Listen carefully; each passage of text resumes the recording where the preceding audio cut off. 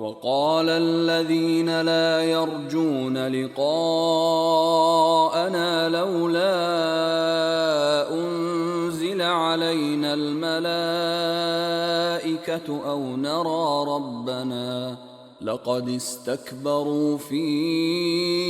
أنفسهم وعتوا عتوا كبيرا. يوم يرون الملائكة لا بشرى يومئذ للمجرمين ويقولون حجرا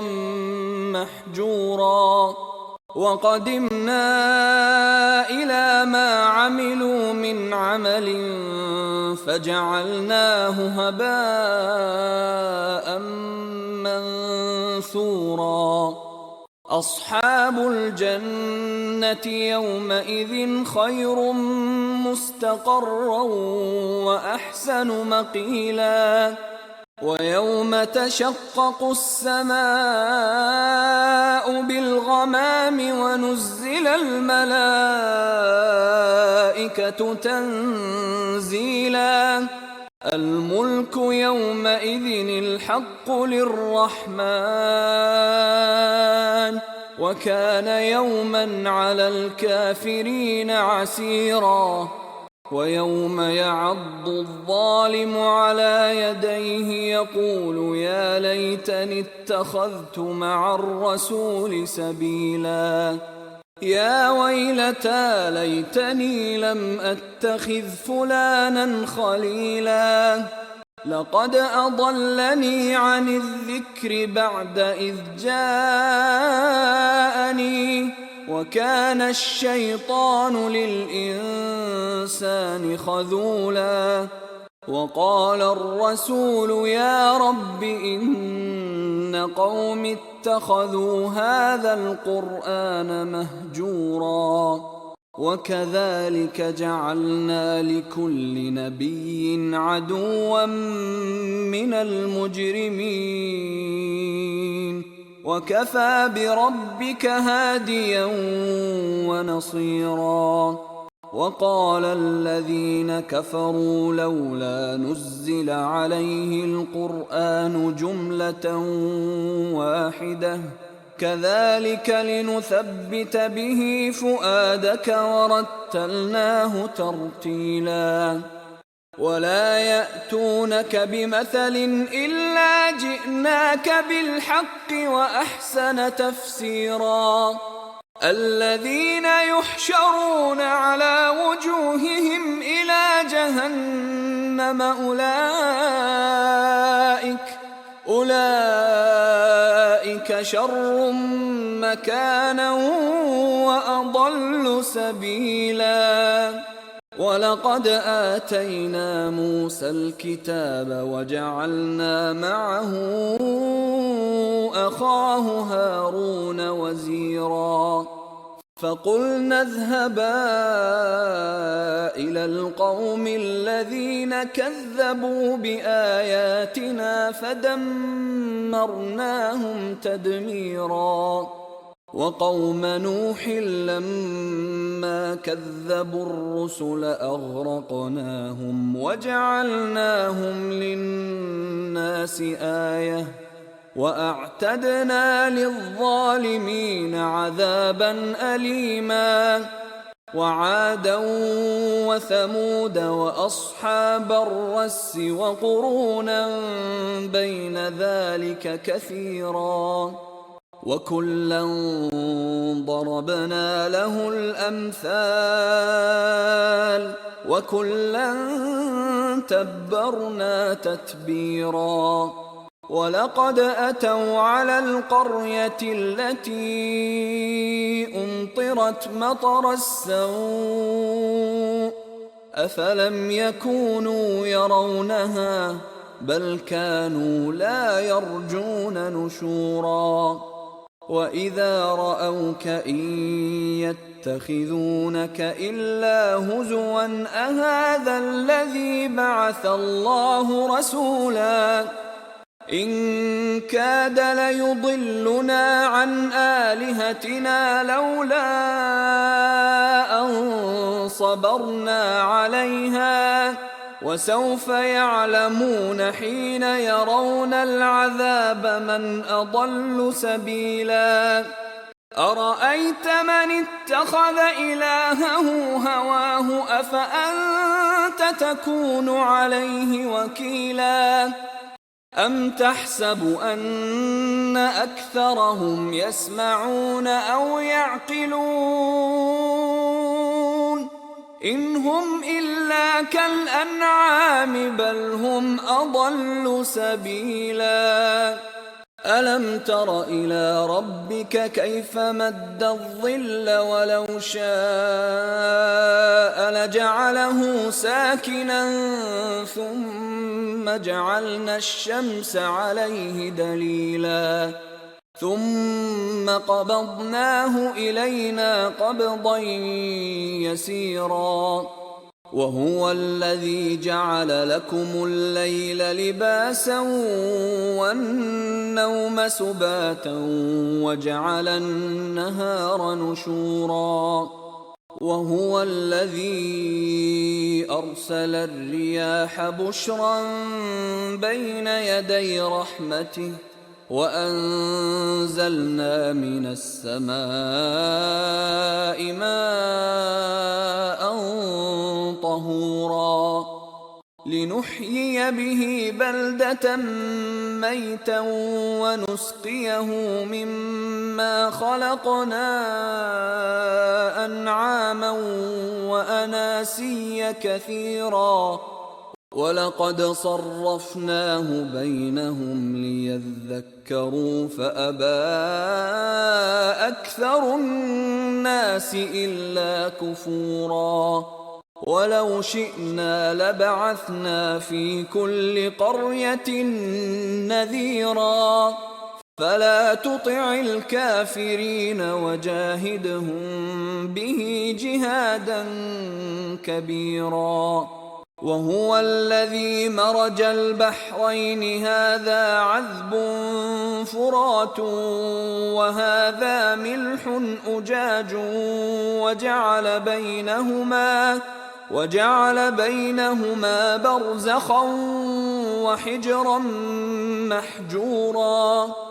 وهو الذي خلق من الماء بشرا فجعله نسبا وصهرا وكان ربك قديرا ويعبدون من دون الله ما لا ينفعهم ولا يضرهم وكان الكافر على ربه ظهيرا وما أرسلناك إلا مبشرا ونذيرا قل ما أسألكم عليه من أجر إلا من شاء أن يتخذ إلى ربه سبيلا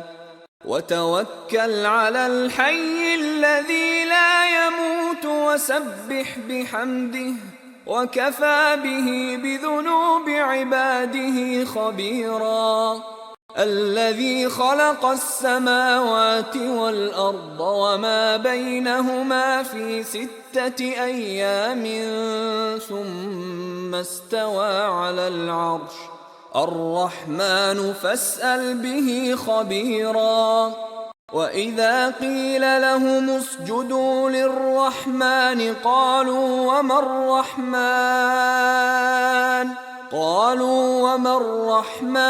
أنسجد لما تأمرنا وزادهم نفورا تبارك الذي جعل في السماء بروجا وجعل فيها سراجا وقمرا منيرا وهو الذي جعل الليل والنهار خلفة لمن أراد أن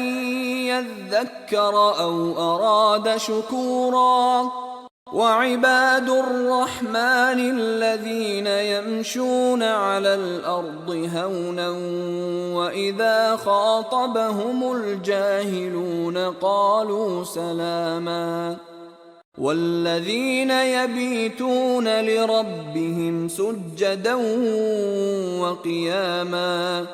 والذين يقولون ربنا اصرف عنا عذاب جهنم إن عذابها كان غراما إنها ساءت مستقرا ومقاما والذين إذا أنفقوا لم يسرفوا ولم يقتروا وكان بين ذلك قواما والذين لا يدعون مع الله إلها آخر ولا يقتلون النفس التي حرم الله إلا بالحق ولا يزنون ومن يفعل ذلك يلقى أثاما يضاعف له العذاب يوم القيامة ويخلد فيه مهانا إلا من تاب وآمن وعمل عملا صالحا فأولئك يبدل الله سيئاتهم حسنات وكان الله غفورا رحيما ومن تاب وعمل صالحا فإنه يتوب إلى الله متابا والذين لا يشهدون الزور وإذا مروا باللغو مروا كراما والذين إذا ذكروا بآيات ربهم لم يخروا عليها صما وعميانا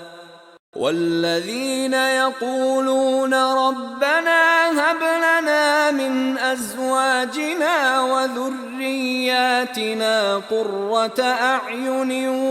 وجعلنا للمتقين إماما أولئك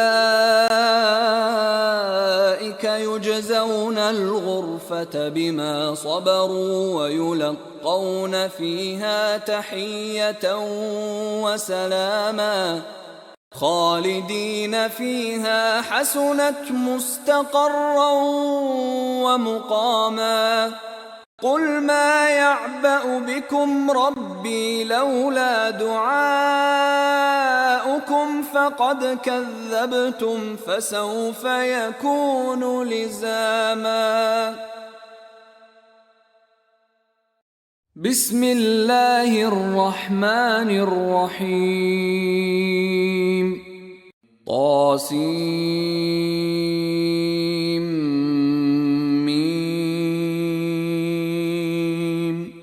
تلك آيات الكتاب المبين لعلك باخع نفسك ألا يكونوا مؤمنين إن نشأ ننزل عليهم من السماء آية فظلت أعناقهم لها خاضعين وما يأتيهم من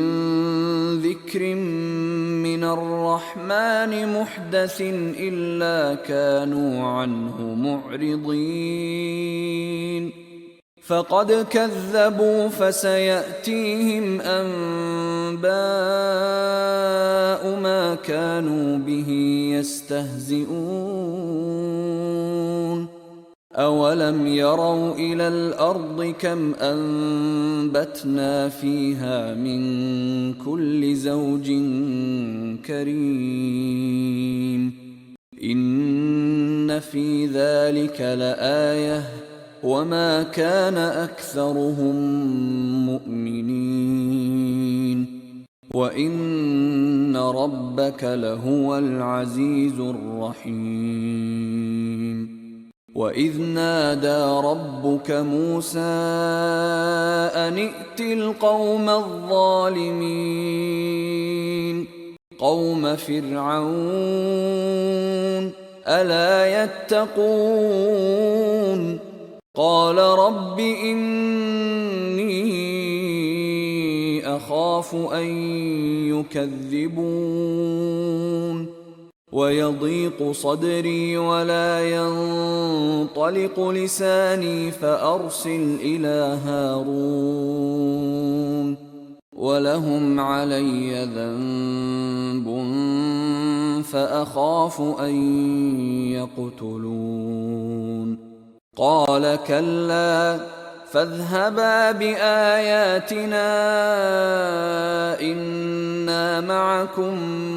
مستمعون فأتيا فرعون فقولا إنا رسول رب العالمين أن أرسل معنا بني إسرائيل قال ألم نربك فينا وليدا ولبثت فينا من عمرك سنين وفعلت فعلتك التي فعلت وأنت من الكافرين قال فعلتها إذا وأنا من الضالين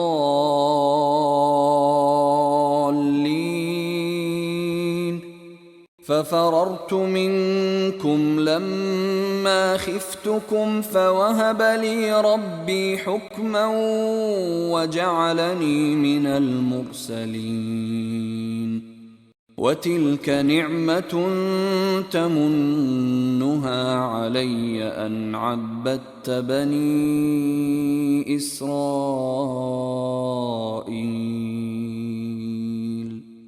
قال فرعون وما رب العالمين قال رب السماوات والأرض وما بينهما إن كنتم موقنين قال لمن حوله ألا تستمعون قال ربكم ورب آبائكم الأولين قال إن رسولكم الذي أرسل إليكم لمجنون قال رب المشرق والمغرب وما بينهما إن كنتم تعقلون قال لئن اتخذت إلها غيري لأجعلنك من المسجونين قال أولو جئتك بشيء مبين قال فأت به إن كنت من الصادقين فألقى عصاه فإذا هي ثعبان مبين ونزع يده فإذا هي بيضاء للناظرين قال للملأ حوله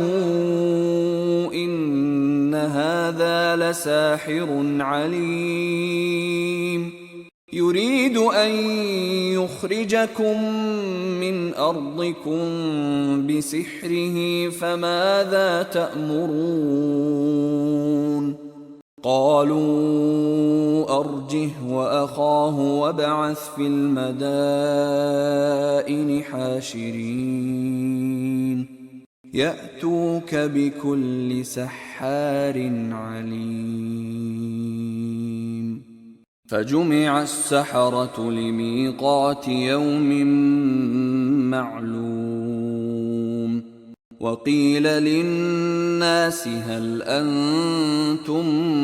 مجتمعون لعلنا نتبع السحرة إن كانوا هم الغالبين فلما جاء السحرة قالوا لفرعون أئن لنا لأجرا إن كنا نحن الغالبين قال نعم وإنكم إذا لمن المقربين قال لهم موسى ألقوا ما أنتم ملقون فألقوا حبالهم وعصيهم وقالوا بعزة فرعون إنا لنحن الغالبون فألقى موسى عصاه فإذا هي تلقف ما يأفكون فألقي السحرة ساجدين قالوا آمنا برب العالمين رب موسى وهارون قال آمنتم له قبل أن آذن لكم إنه لكبيركم الذي علمكم السحر فلسوف تعلمون لأقطعن أيديكم وأرجلكم من خلاف ولأصلبنكم أجمعين قالوا لا ضير إنا إلى ربنا منقلبون إنا نطمع أن يغفر لنا ربنا خطايانا أن كنا أول المؤمنين وأوحينا إلى موسى أن أسر بعبادي إنكم متبعون فأرسل فرعون في المدائن حاشرين إن هؤلاء لشرذمة قليلون وإنهم لنا لغائظون وإنا لجميع حاذرون فأخرجناهم من جنات وعيون وكنوز ومقام كريم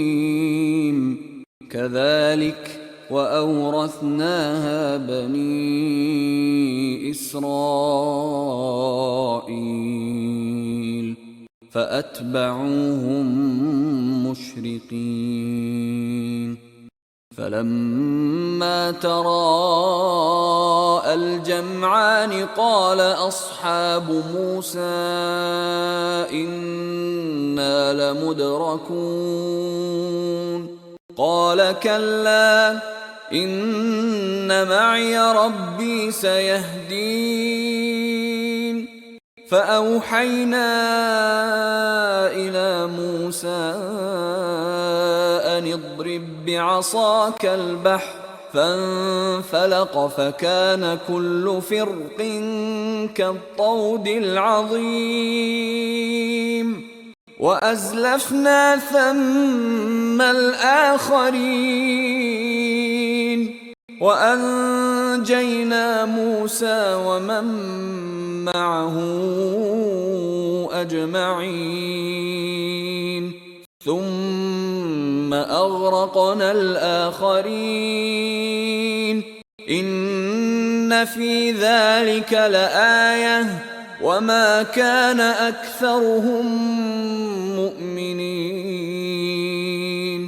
وإن ربك لهو العزيز الرحيم. واتل عليهم نبأ إبراهيم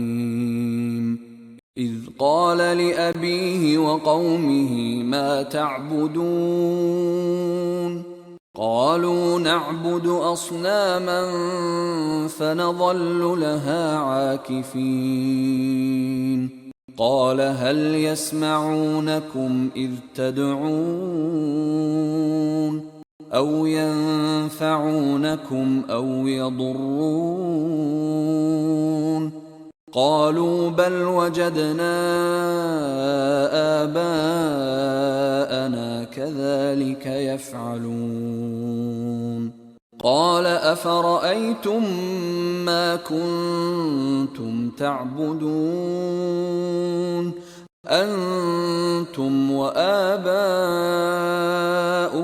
الأقدمون فإنهم عدو لي إلا رب العالمين الذي خلقني فهو يهدين والذي هو يطعمني ويسقين وإذا مرضت فهو يشفين والذي يميتني ثم يحيين والذي أطمع أن يغفر لي خطيئتي يوم الدين رب هب لي حكما وألحقني بالصالحين واجعل لي لسان صدق في الآخرين واجعلني من ورثة جنة النعيم واغفر لأبي إنه كان من الضالين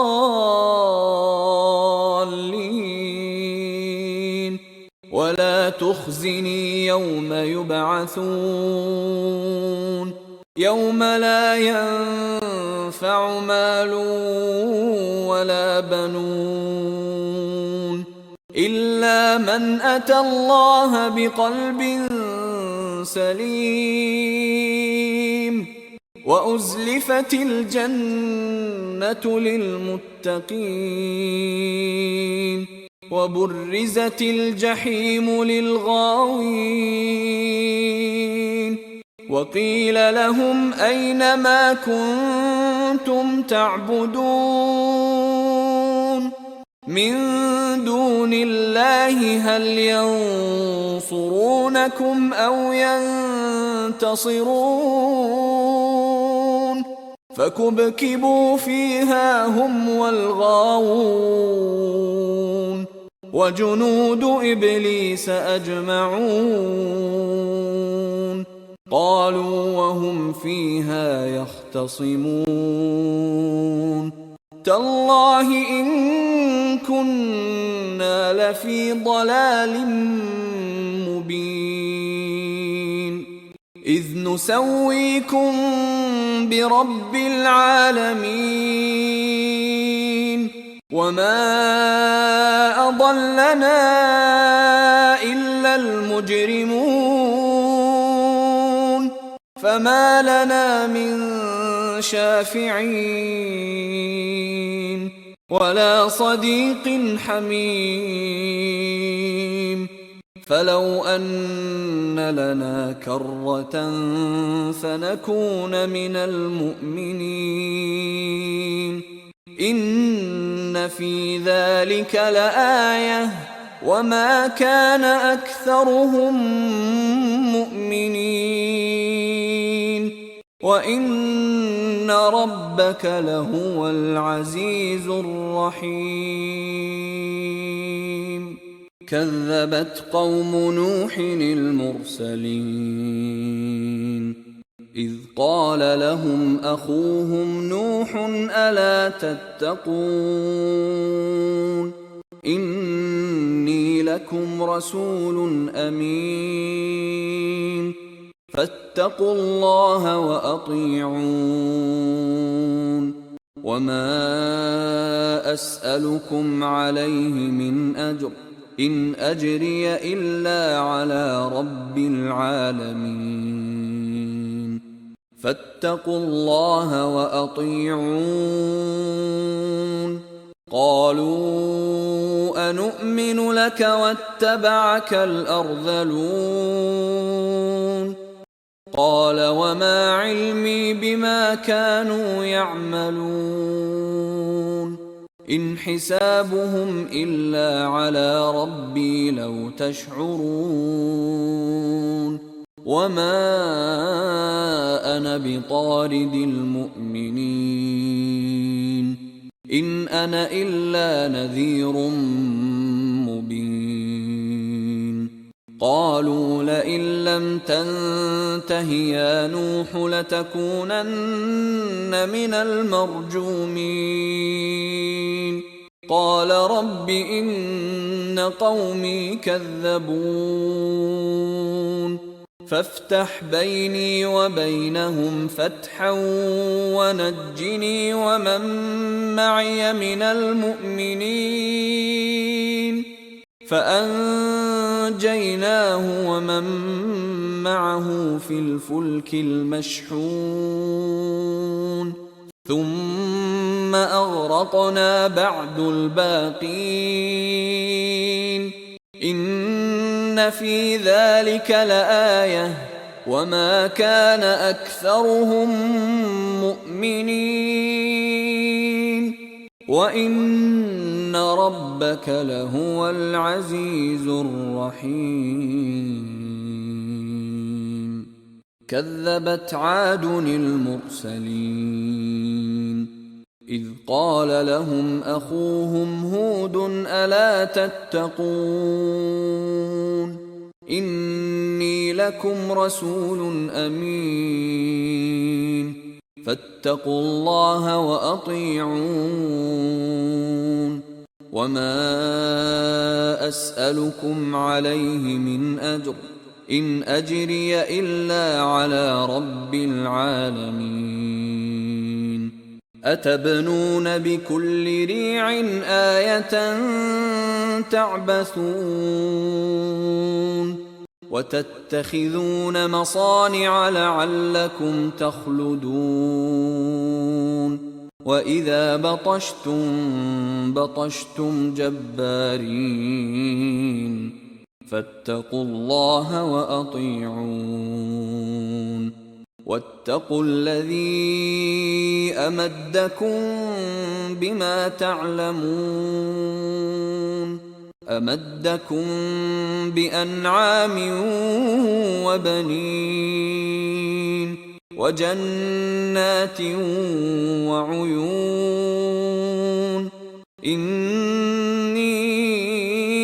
أخاف عليكم عذاب يوم عظيم قالوا سواء علينا أوعظت أم لم تكن من الواعظين إن هذا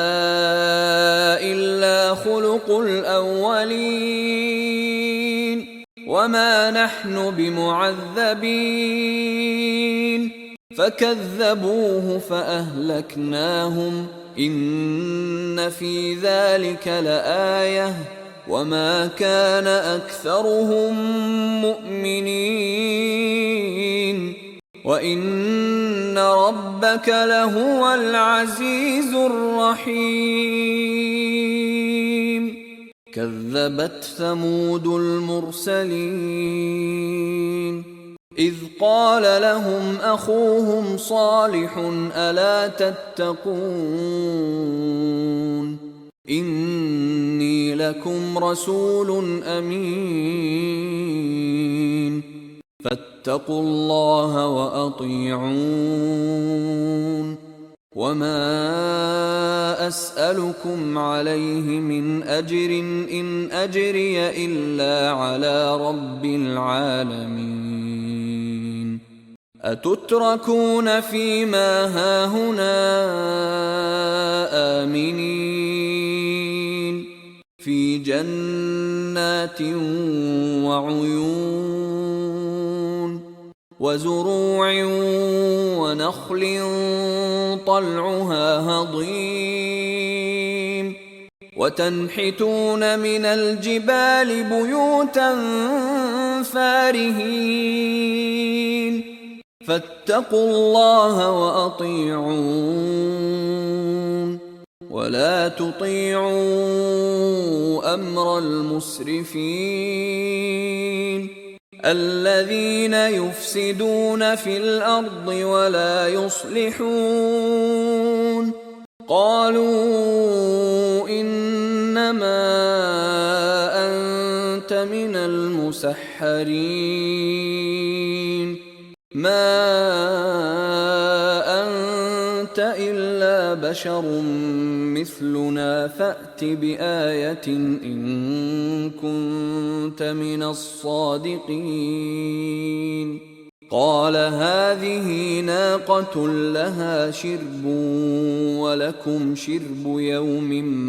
معلوم ولا تمسوها بسوء فيأخذكم عذاب يوم عظيم. فعقروها فأصبحوا نادمين فأخذهم العذاب إن في ذلك لآية وما كان أكثرهم مؤمنين وإن ربك لهو العزيز الرحيم. كذبت قوم لوط المرسلين إذ قال لهم أخوهم لوط ألا تتقون إني لكم رسول أمين فاتقوا الله وأطيعون وما أسألكم عليه من أجر إن أجري إلا على رب العالمين. أتأتون الذكران من العالمين وتذرون ما خلق لكم ربكم من أزواجكم بل أنتم قوم عادون. قالوا لئن لم تنته يا لوط لتكونن من المخرجين. قال إني لعملكم من القالين رب نجني وأهلي مما يعملون. فنجيناه وأهله أجمعين إلا عجوزا في الغابرين ثم دمرنا الآخرين وأمطرنا عليهم مطرا فساء مطر المنذرين.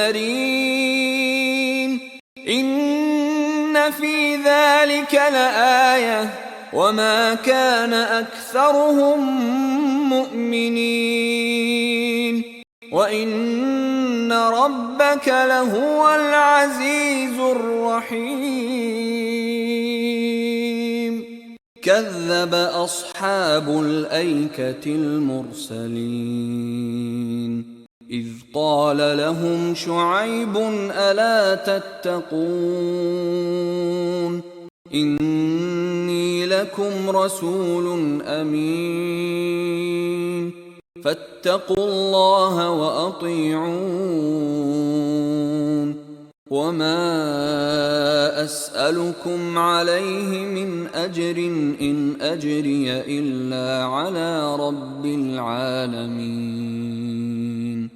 أوفوا الكيل ولا تكونوا من المخسرين وزنوا بالقسطاس المستقيم ولا تبخسوا الناس أشياءهم ولا تعثوا في الأرض مفسدين واتقوا الذي خلقكم والجبلة الأولين قالوا إنما أنت من المسحرين وما أنت إلا بشر مثلنا وإن نظنك لمن الكاذبين فأسقط علينا كسفا من السماء إن كنت من الصادقين قال ربي أعلم بما تعملون فكذبوه فأخذهم عذاب يوم الظلة إنه كان عذاب يوم عظيم إن في ذلك لآية وما كان أكثرهم مؤمنين وإن ربك لهو العزيز الرحيم وإنه لتنزيل رب العالمين نزل به الروح الأمين على قلبك لتكون من المنذرين بلسان عربي مبين وإنه لفي زبر الأولين أولم يكن لهم آية أن يعلمه علماء بني إسرائيل ولو نزلناه على بعض الأعجمين فقرأه عليهم ما كانوا به مؤمنين كذلك سلكناه في قلوب المجرمين لا يؤمنون به حتى يروا العذاب الأليم فيأتيهم بغتة وهم لا يشعرون فيقولوا هل نحن منظرون أفبعذابنا يستعجلون أفرأيت إن متعناهم سنين ثم جاءهم ما كانوا يوعدون ما أغنى عنهم ما كانوا يمتعون وما أهلكنا من قرية إلا لها منذرون ذكرى وما كنا ظالمين وما تنزلت به الشياطين وما ينبغي لهم وما يستطيعون إنهم عن السمع لمعزولون فلا تدع مع الله إلها آخر فتكون من المعذبين وأنذر عشيرتك الأقربين واخفض جناحك لمن اتبعك من المؤمنين فإن عصوك فقل إني بريء مما تعملون وتوكل على العزيز الرحيم الذي يراك حين تقوم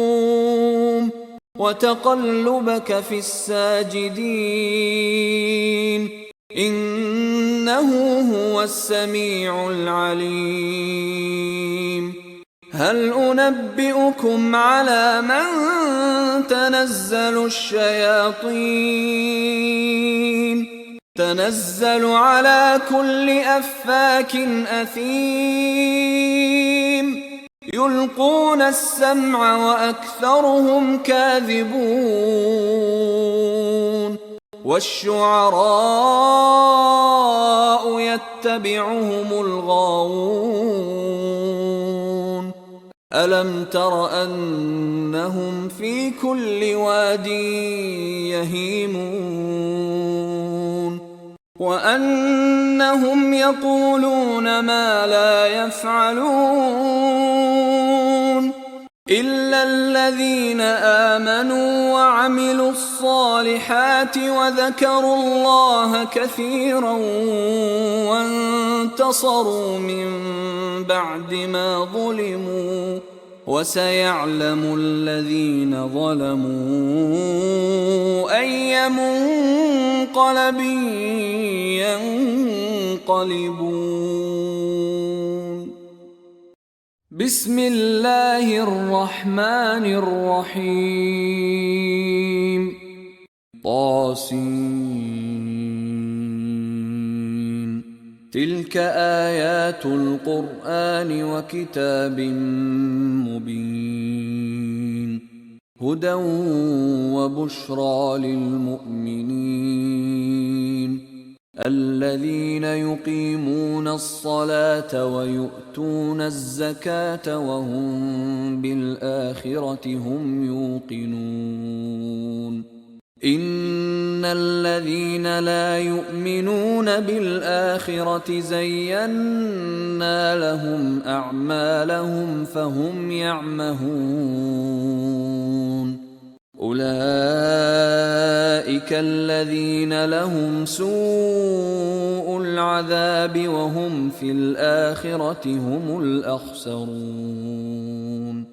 وإنك لتلقى القرآن من لدن حكيم عليم إذ قال موسى لأهله إني آنست نارا سآتيكم منها بخبر أو آتيكم بشهاب قبس لعلكم تصطلون فلما جاءها نودي أن بورك من في النار ومن حولها وسبحان الله رب العالمين يا موسى إنه أنا الله العزيز الحكيم وألق عصاك فلما رآها تهتز كأنها جان ولا مدبرا ولم يعقب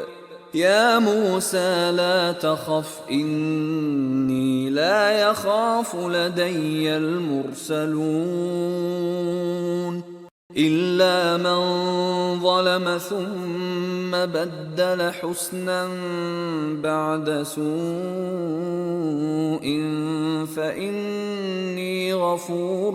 رحيم وأدخل يدك في جيبك تخرج بيضاء من غير سوء في 9 آيات إلى فرعون وقومه إنهم كانوا قوما فاسقين فلما جاءتهم آياتنا مبصرة قالوا هذا سحر مبين وجحدوا بها واستيقنتها أنفسهم ظلما وعلوا فانظر كيف كان عاقبة المفسدين ولقد آتينا داود وسليمان علما وقال الحمد لله الذي فضلنا على كثير من عباده المؤمنين وورث سليمان داود وقال يا أيها الناس علمنا منطق الطير وأوتينا من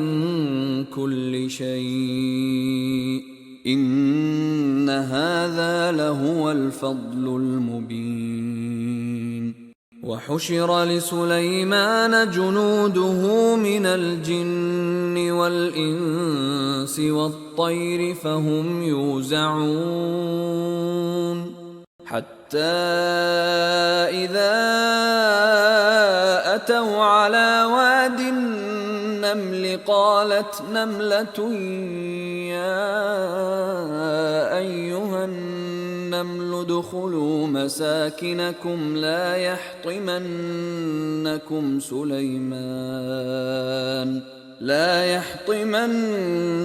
سليمان وجنوده وهم لا يشعرون فتبسم ضاحكا من قولها وقال رب أوزعني أن أشكر نعمتك التي أنعمت علي وعلى والدي وأن أعمل صالحا ترضاه وأدخلني برحمتك في عبادك الصالحين وتفقد الطير فقال ما لي لا أرى الهدهد أم كان من الغائبين لأعذبنه عذابا شديدا أو لأذبحنه أو ليأتيني بسلطان مبين فمكث غير بعيد فقال أحطت بما لم تحط به وجئتك من سبأ بنبأ يقين إني وجدت امرأة تملكهم وأوتيت من كل شيء ولها عرش عظيم وجدتها وقومها يسجدون للشمس من دون الله وزين لهم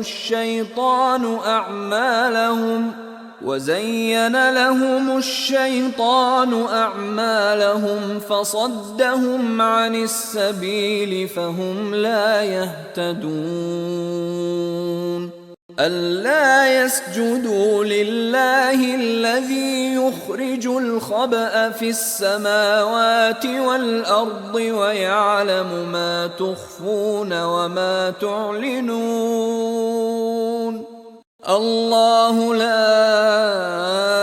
إله إلا هو رب العرش العظيم قال سننظر أصدقت أم كنت من الكاذبين اذهب بكتابي هذا فألقه إليهم ثم تول عنهم فانظر ماذا يرجعون. قالت يا أيها الملأ إني ألقي إلي كتاب كريم إنه من سليمان وإنه بسم الله الرحمن الرحيم ألا تعلوا علي وأتوني مسلمين. قالت يا أيها الملأ أفتوني في أمري ما كنت قاطعة أمرا حتى تشهدون. قالوا نحن أولو قوة وأولو بأس شديد والأمر إليك فانظري ماذا تأمرين. قالت إن الملوك إذا دخلوا قرية أفسدوها وجعلوا أعزة أهلها أذلة وكذلك يفعلون. وإني مرسلة إليهم بهدية فناظرة بما يرجع المرسلون. فلما جاء سليمان قال أتمدونني بمال فما آتاني الله خير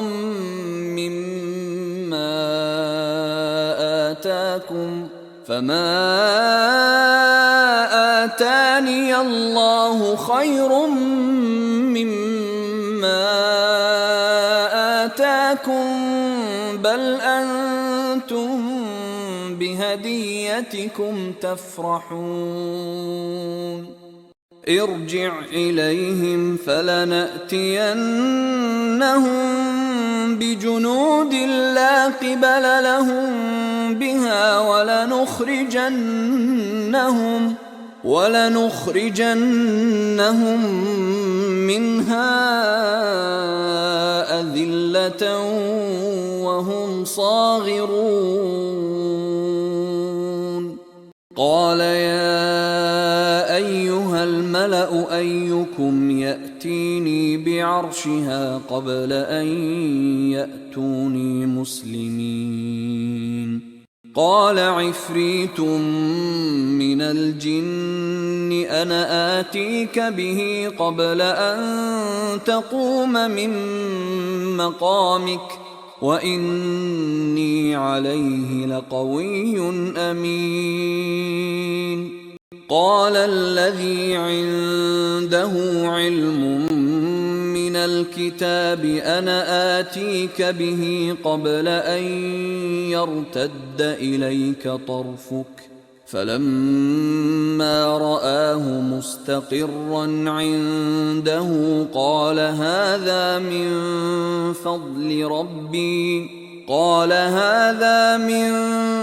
فضل ربي ليبلوني أأشكر أم أكفر ومن شكر فإنما يشكر لنفسه ومن كفر فإن ربي غني كريم. قال نكروا لها عرشها ننظر أتهتدي أم تكون من الذين لا يهتدون. فلما جاءت قيل أهكذا عرشك قالت كأنه هو وأوتينا العلم من قبلها وكنا مسلمين وصدها ما كانت تعبد من دون الله إنها كانت من قوم كافرين قيل لها ادخل الصرح فلما رأته حسبته لجة وكشفت عن ساقيها قال إنه صرح ممرد من قوارير قالت رب إني ظلمت نفسي وأسلمت مع سليمان لله رب العالمين ولقد أرسلنا إلى ثمود أخاهم صالحا أن اعبدوا الله فإذا هم فريقان يختصمون قال يا قوم لم تستعجلون بالسيئة قبل الحسنة لولا تستغفرون الله لعلكم ترحمون قالوا اطيرنا بك وبمن معك قال طائركم عند الله بل أنتم قوم تفتنون وكان في المدينة 9 رهط يفسدون في الأرض ولا يصلحون قالوا تقاسموا بالله لنبيتنه وأهله ثم لنقولن لوليه ما شهدنا مهلك أهله وإنا لصادقون ومكروا مكرا ومكرنا مكرا وهم لا يشعرون فانظر كيف كان عاقبة مكرهم أنا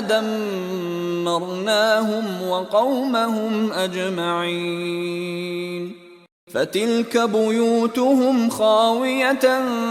بما ظلموا إن في ذلك لآية لقوم يعلمون وأنجينا الذين آمنوا وكانوا يتقون ولوطا إذ قال لقومه أتأتون الفاحشة وأنتم تبصرون أئنكم لتأتون الرجال شهوة من دون النساء بل أنتم قوم تجهلون